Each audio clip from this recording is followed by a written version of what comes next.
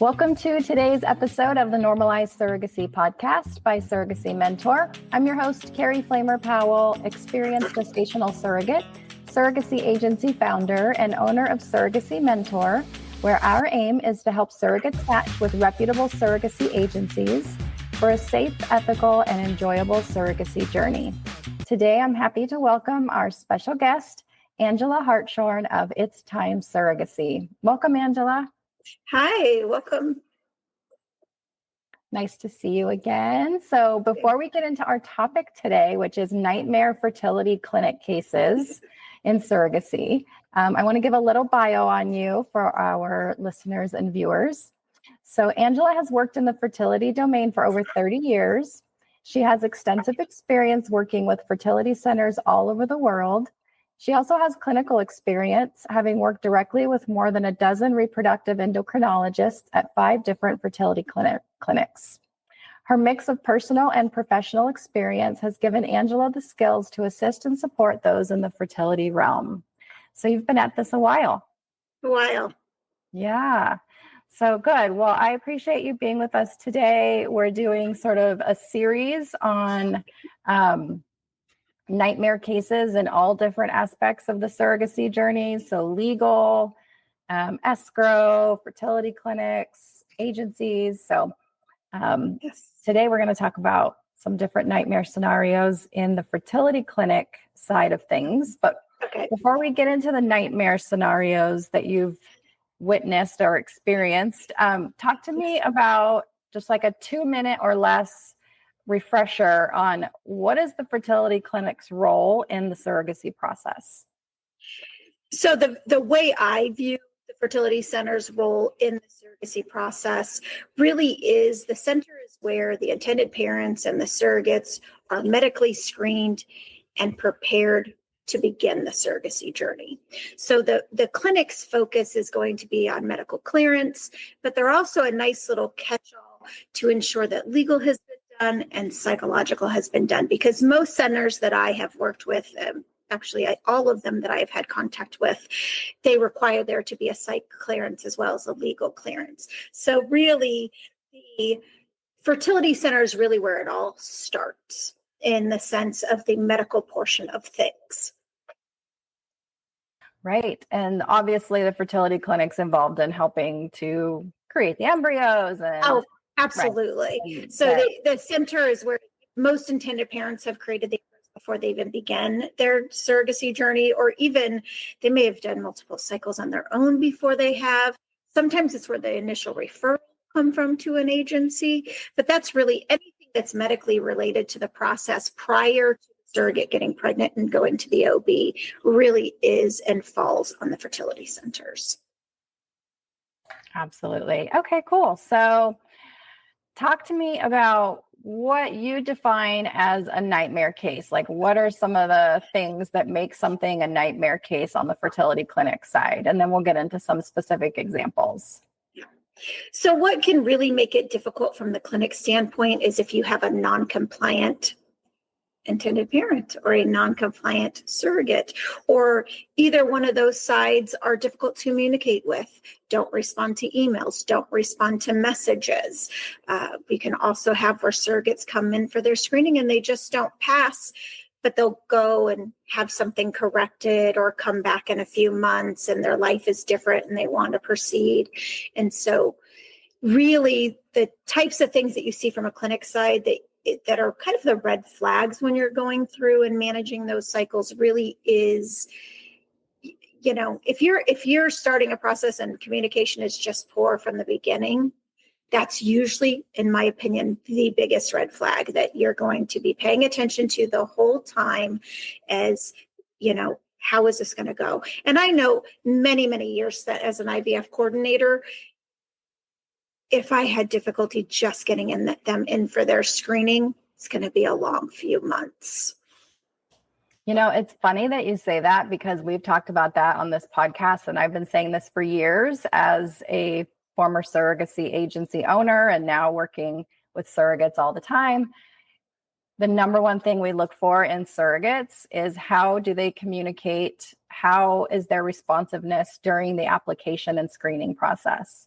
Oh, because absolutely. it can tell you everything you need to know about Everything. their maturity level, their responsibility, their ability to focus and follow up and stay on task. And that is going to, more than almost anything else, foretell exactly how things are going to go with their screening. Oh, I agree. I absolutely agree. If it takes somebody, if they can't even get you medical records in a reasonable amount of time, odds are there's going to be some difficulties that happen along the way, at least Yeah, related to communication. And I would really actually be concerned with compliance. right. Exactly. Okay. So we've kind of set the stage. So let's go into your first example of a nightmare scenario on the fertility clinic side. What happened? Well, so probably one of the ones that was early in my career, but it was definitely one that has stuck with me, is that we had a surrogate who tested positive on a drug screen post transfer. So, yes, there was an initial drug screen, but there had been some potential red flags along the way that I, as a coordinator, I just wasn't feeling comfortable with. And I had reached out to the physician that I worked with at the time and said, "Hey, I don't know what's making me feel this way. I don't know if it's that she's not responding to me, or I don't know, her behaviors are weird. And she's just a very different girl now that we're coming to this, that we're like at this stage, then, what's going on there?" And then in the end, she had lots of excuses and why that drug test was positive. Of course, the intended parents were informed. At that point, you're pulling in mental health professionals, you're pulling in the lawyers, you're really circling the wagons, for lack of a better term, to really support this individual and these intended parents. And it was a very long journey that. Thank you for everything in the universe that there wasn't another positive drug screen, but it just doesn't change that happened. Trust is broken across the board. And really the only way that we could cope in that situation as the center was to immediately inform everybody and get everybody involved, so everybody was on the same page. It doesn't matter how apologetic someone is or how it never happened again. We can't avoid in that beginning stages that pregnancy was exposed to the positive drug screen, so the substance that she was positive for. And really, that was probably one of the first cases that was really difficult for me, I think, because I know as a coordinator, I feel like I pride myself on getting to know these women in the beginning. I felt blindsided, and then just having to deliver all of that news.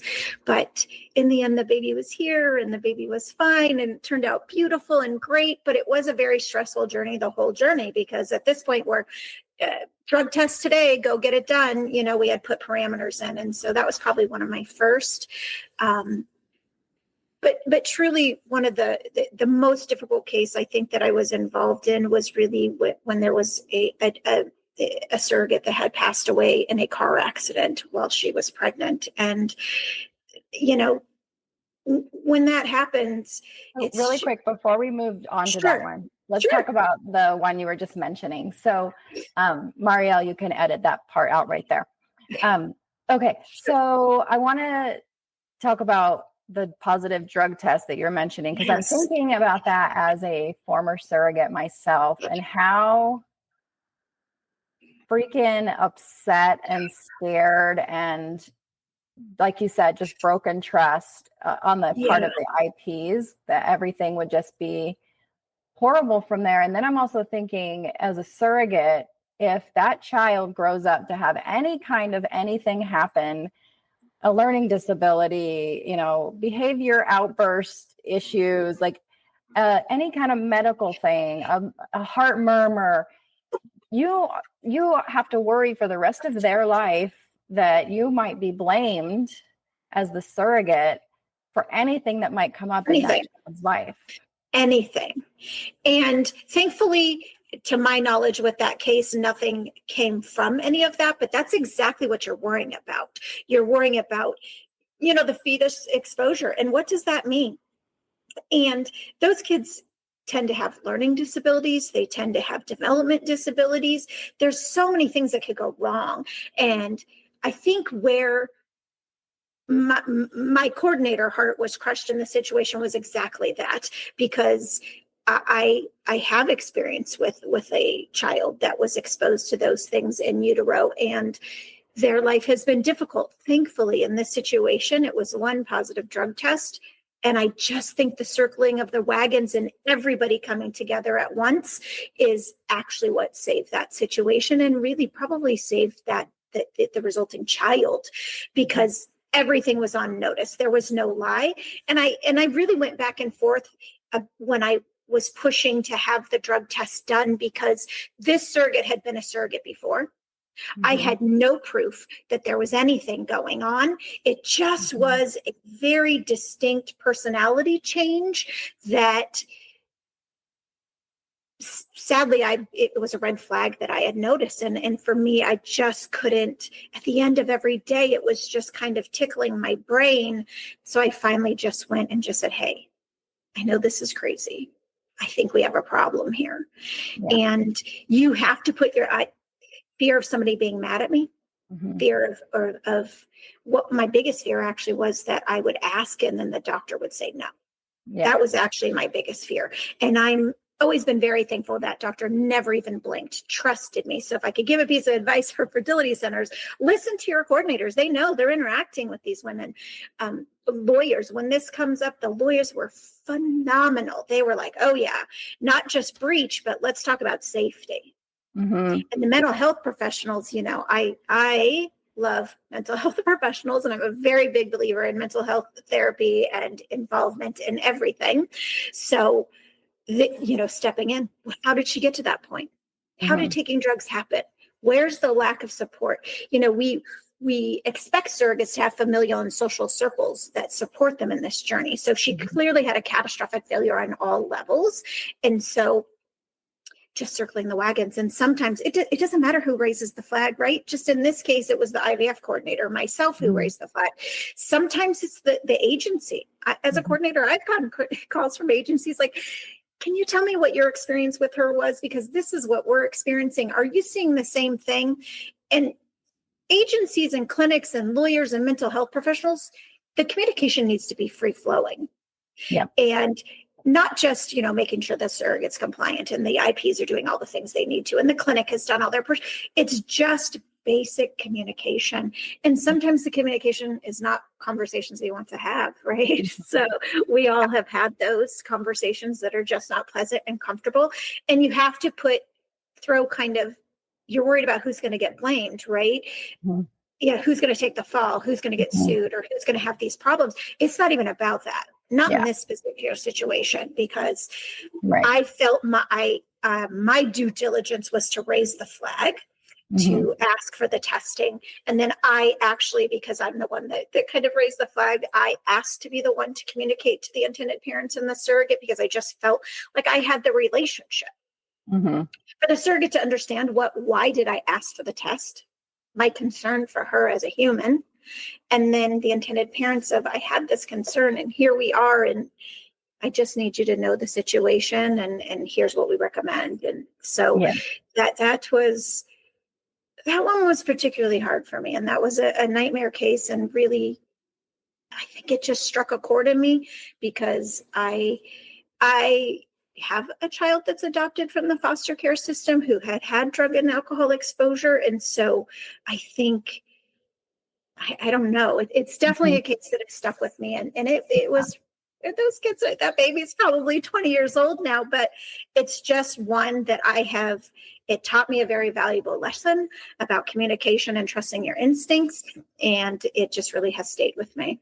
Yeah, absolutely. Well, I mean, it points to the importance of our collaborative nature in our industry, which is that everyone does have to come together in a scenario like this, where there's a crisis, and support the health and safety of the surrogate and the baby, and the mental health of the intended parents, and, you know, help manage all the things. And so I'm glad that you were able to get all of that from everyone involved. So let's talk about your second example of a nightmare scenario. So another one was a nightmare example. Basically, this example really it was devastating and it was hard, and thank goodness they don't happen very often. But I did have a surrogate that had been pregnant and was killed in a car accident when she was pregnant. And thankfully, the surrogate, she was alive enough at the time to say that she was a surrogate and to provide contact information. And when all of that happened, it was just shock. And we were informed via the agency. And again, it goes that whole full circle conversation. And the baby did live for a very short period of time. And so there was just a lot of hurt and trauma to the situation. What was done so wonderfully in that was really supporting not only the intended parents, also the surrogate and her family, and the agency in that situation. I have always held them in high regard. And after that was just, wow, they really did a great job. And in that case, I was the center being pulled in to, because the intended parents, they want to know what is their option moving forward once they get past this healing. And, back then there wasn't a whole lot of support for people that had this type of loss. And so I'm so glad to see nowadays things are coming along to support these intended parents that do have this kind of loss, and surrogate families that also are experiencing loss. One of my most favorite organizations right now is London is the Reason. And that is a nonprofit that really caters to surrogates and intended parents that have experienced a loss. And boy, I would have really welcomed that organization back in that case. And again, it was just one of those situations that you learn from, right?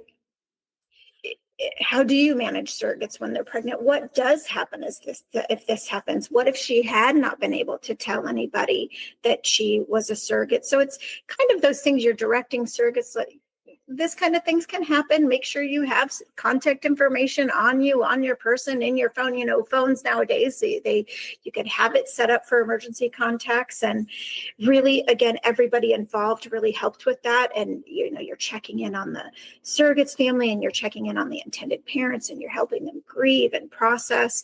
And that really was just a very painful situation where I'm glad that I was able to learn the things I could from it. Obviously, we all wish that that's just something that never happened.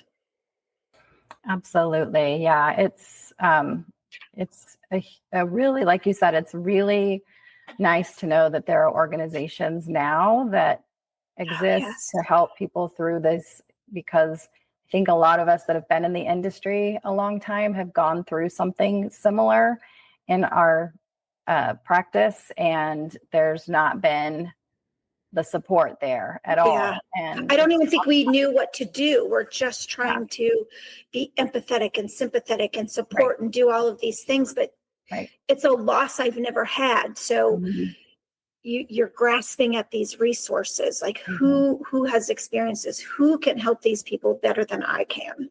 And in addition to what we're doing. Yeah, it brings to mind a situation that I had happen, gosh, how many years has it been now? Almost 8 years ago. I was a relatively new agency, and, a couple years in, and we had international parents who had flown over for the delivery of their baby. And it was a full-term pregnancy, perfectly healthy, everything great. And they had agreed with the surrogate that they would deliver at a small town hospital without a NICU. And I had said, I don't like this.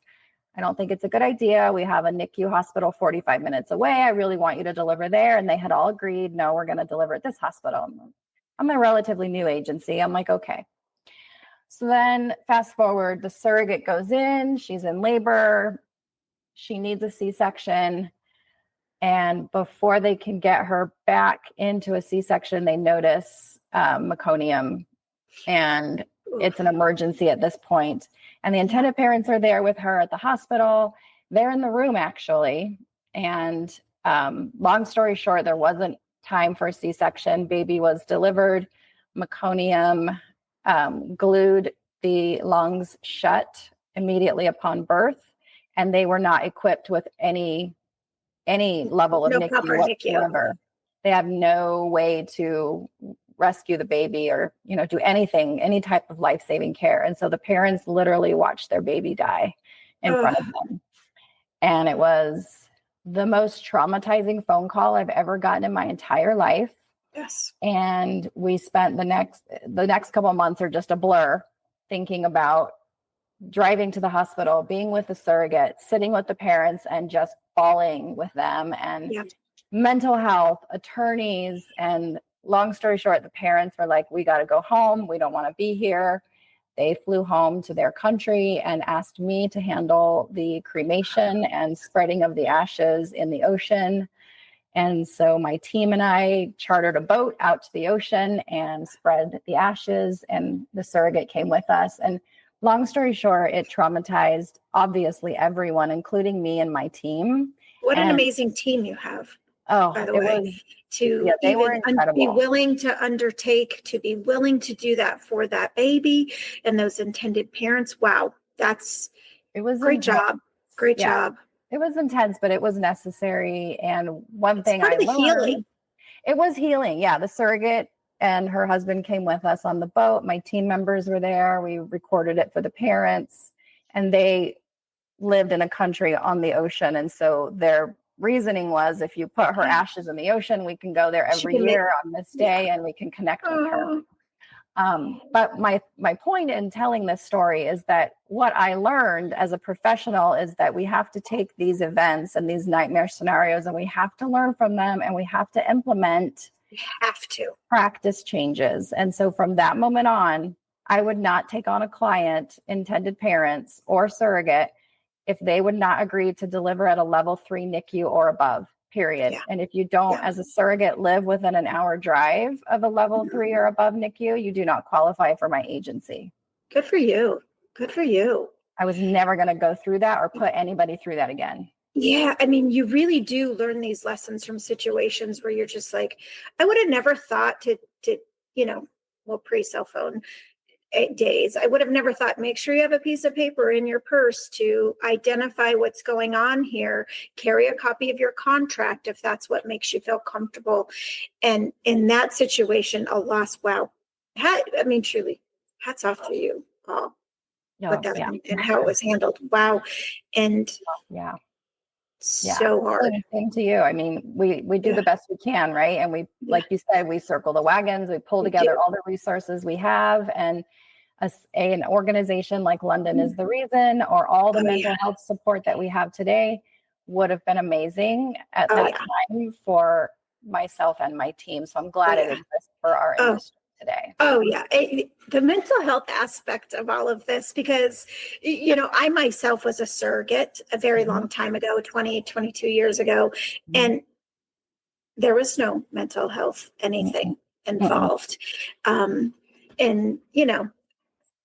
When I look back on my own personal surrogacy, it probably would be labeled as a nightmare case because I didn't have legal representation. The contract was drafted by the intended father, who was a family law attorney. So I, at 20, red flag there, 20, right. I thought it was all right. And, but in the end, I think back now, fast forward, 20, 25 years, whatever it's been, I didn't have legal representation. I didn't have anybody explain this contract to me. I didn't have a psychological evaluation or check. I didn't, none of those things. And when I went on and did have a transfer, did get pregnant, but miscarried and had to go through a D&C, there was no support for me in those things. And there was no help to communicate with the intended parents. And so surrogacy now, as much as there's still nightmare cases that arise, and they do, from communication difficulty to, compliance difficulty to just relationship, they match in the beginning and they love each other, and by the end they're, they don't like each other. Right. All of these things that still happen. I'm so thankful that we actually have wagons to circle now. There's wonderful agencies out there. There is great doctors, great lawyers, really amazing mental health professionals, and holy wow, am I thankful that all of those things have come along in the last 30 years that I've been in the industry and having contact with surrogacy cases. And so that's, wow. We work in a very cool field, but we definitely rely on one another. And I'm glad to see as an industry, we're all learning to link arms and do that, as opposed to in funnels and silos. We're truly learning that no, it takes all of us all the time. 100%. I mean, I was a surrogate 11 years ago, and that feels like the Wild West. Even just isn't that crazy? Yes. We didn't have escrow. I didn't have mental health. I did have psych because it was at the clinic, but I didn't have mental health support. I lost a twin during the pregnancy and there was no support. I managed the whole thing. We didn't have an agency. And so it's come a long way for the better. Yes, I agree. I definitely agree. And then we are learning how to avoid some of these situations. You know, I had it was a single mom and a single mom intended parent and a single mom surrogate. And they were just such a beautiful match in the beginning. And then just communication, they just very different personalities, very different worlds. One very strong faith, another very strong faith with a different faith. And so I think myself as an agency and as a coordinator or anyone helping someone support anyone in this journey, I always say, if there is something that you're hearing in a match meeting and it just clicks as a little bit weird or something that I don't know, it just bothers me, listen to it. Intended parents and surrogates, listen to it. Because we as agencies, it looks like it's going well. We think it's awesome. We think it's great. Things are going perfect. And then, you know, you're 3 months into a pregnancy and something casual. So like, yeah, well, in our match meeting, I did think it was a little, you know, her faith, I didn't think about, no. All these things, when you're going in, this matters. And it could, you could take a beautiful match that just crumbles into not a beautiful match. And really it could have been avoided if somebody would have spoke up and said, you know, can you ask her a little bit more detail about this that she said in that match meeting? Yeah. Or, you know, people that are matching on their own, you know, this is, and I don't mean to offend anyone if it does, but it's really an extreme dating of sorts, right? You're going to spend anywhere from 1 to 2 years with this person. They're in a very intimate aspect of your life. And I don't care if it's one sentence is why you didn't match. I don't think anybody else would either. If anything that is unsettling, just speak about it. Let it out, say it. And then, you know, maybe we know that it's not a good match from the beginning. And maybe it starts as a great match and it just starts to dissolve. And sometimes involving mental health therapy way earlier. If somebody knows, you know, if you have an agency, tell them that it's dissolving. Sometimes I think intended parents and surrogates like to kind of, I could take care of it myself. It's not really, it doesn't bother me that much. This is what we're here for. Your clinic is here for you. Your agency is here for you. Your lawyer's here for you. Your mental health professional. We're all here for you to help and make sure that that goes well. Right. 100%. Yes, I agree. Always listen to the red flags, whether you're a professional, a surrogate, an intended parent, clinician, listen to the red flag. Even if the flag is yellow. Yeah. That's okay too. Like it doesn't really bug me, but it kind of got some questions. Yep. Ask all the questions. Yeah. Ask all the questions. All the questions. Avoid a lot of complications if we just pay attention early and call out any of the flags. So absolutely. I agree with that. Well, I just so appreciate you taking the time to share with us these scenarios, because the point is to learn from them and to make the industry better, safer, and overall just better for everyone. So I appreciate you taking the time. Thank you. Anytime it was great to chat. And thank you for sharing so much about that really emotional story about your agency. I just think that is very hard story to hear, but wow, I'm glad that we're in the same industry. Yes. Same. Thank you. You're welcome. Well, that brings us to the end of this episode of the Normalized Surrogacy podcast. Again, I'm your host, Carey Flamer Powell. I want to again thank my very special guest, Angela, for joining me for this chat today. Be sure to check us out online at surrogacymentor.com. If you're interested in knowing whether surrogacy is right for you, take our easy 2-minute quiz on our website. You can also learn more about our intended parent mentoring and matching services at modernparentmentor.com. Subscribe to this podcast to learn more about gestational surrogacy and how to have a safe, ethical, and enjoyable surrogacy journey. Talk to you next time.